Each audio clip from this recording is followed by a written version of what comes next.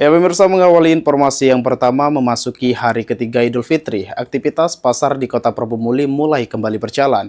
Meski begitu, kondisi pasar belum sepenuhnya normal.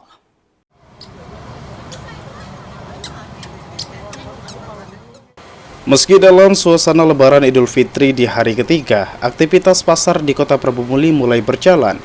Meski tidak semua pedagang kembali berjualan, namun sudah banyak pembeli yang datang untuk memenuhi kebutuhan rumah tangga.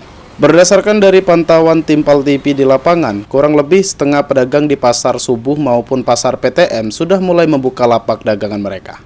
Kondisi ini menandakan roda perekonomian masyarakat perlahan kembali bergerak pasca perayaan Hari Raya.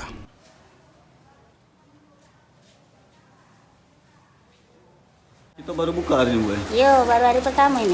Hari pertama buka di Lebaran ketiga, Bu. Yo, Lebaran yo. ke-1 ke-2 kemarin tidak, Bu? Udah, sebentar hamil dulu. Ada tanggung. Oh. Macam mana, Bu, keadaan pasar kita hari ini, Bu? Tak tahu juga, baru jam begini kan belum tahu juga. Tapi agak sepi, Bu, Yo, lainnya kan seperti masa posisi Lebaran. Tapi agak bunyi-bunyi juga. Datang sikot, datang dulu. Oh.